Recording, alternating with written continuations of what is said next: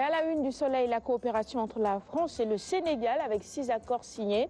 À la une du Soleil ce matin, ça va venir la photo du Premier ministre français Édouard Philippe et du président Macky Sall recevant le sabre d'El Hadj Omar Tall. Dans le cadre de cette restitution, une convention de dépôt a été émargée entre la France et le Sénégal. La famille omarienne réclame les 517 livres et également manuscrits. À la une du Soleil, toujours cette interview exclusif du président mauritanien. Vous pouvez évidemment lire ses propos en intégralité dans les colonnes du quotidien de service public. Nous passons à la une du quotidien Sud Quotidien. Restitution justement officielle du sabre d'El Hadj Omar Tall au Sénégal, une paix des sabres, une paix des braves autant pour moi, selon Macky Sall. Les propos du chef de l'État repris à la une de ce quotidien, mais également du Premier ministre français. Pour Macky Sall, nous sommes prêts à accueillir notre patrimoine. Édouard Philippe, Premier ministre français, pour lui, la place du sabre, c'est bel et bien ici et donc au Sénégal. Le quotidien maintenant sur un tout autre sujet. Nous sommes dans la sphère politique. Macky Sall qui s'adresse au cadre de l'APR. Je ne serai plus là dans quelques temps, dit-il.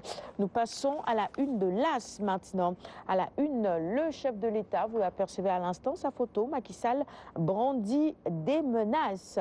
Cela concerne l'insalubrité, l'indiscipline et le laxisme, entre autres. Il dit qu'il faudra serrer la ceinture parce que cela pourra tanguer en 2020. Nous allons prendre des actions dures au plan pécuniaire et pénal. La tribune sur la situation de Hissène Habré à la prison du Cap Ménal, du Cap Manuel, autant pour moi. Les froides révélations de son épouse Fatim Raymonde Habré enfoncent donc le clou pour elle, sa santé, le suivi, le paracétamol. Eh bien, tout ça reste à revoir. Nous passons à la une de Vox Populi maintenant et nous restons avec cette actualité qui concerne Hissène Habré. Pris de vertige, Habré chute et se casse le bras en prison. Son épouse Raymonde déroule le récit poignant des faits. L'administration pénitentiaire refuse son hospitalisation en clinique pour éviter le buzz et ses avocats, quant à eux, donnent rendez-vous aux défenseurs des droits de l'homme et à la presse à 15h à la prison du Cap Manuel. L'Observateur maintenant sur un tout autre sujet, mais qui fait également l'actualité ces derniers temps. Il s'agit du présumé trafic de faux billets de banque. Cela concerne le député Bougazeli. Billet retour à la gendarmerie après le faux bond de vendredi dernier. Le député Seydina Fall est donc attendu aujourd'hui à la section de recherche de Colobane. La saisie record de drogue dure également et quelques lignes à lire dans l'Obs de ce matin sur cette saisie également et pourquoi notamment les chemins de la cocaïne mènent à Dakar. Les révélations d'un ancien patron de l'Octis à la page 6 de l'Obs. Enquête maintenant sur l'affaire Bougazeli au procureur de jouer. C'est le titre qui barre la une du quotidien Enquête de ce matin. Selon le code de procédure pénale, seul le procureur peut le contraindre à comparaître. Critique, quotidien d'information générale également sur ce même sujet. Bougazeli a promis par SMS de se livrer aux gendarmes ce lundi. Alors, serait-ce la fin de cavale pour lui? Eh bien, l'interrogation est à la une de Critique ce matin. Les propos de Maître Malick Sall dans cette affaire. Il est le garde des Sceaux, ministre de la Justice. Il dit « Cette affaire n'est pas encore devant la justice ». Stade, quotidien spécialisé en sport sur les éliminatoires de la CAN 2021. Les Swatini foudroyés par le Sénégal 4-1.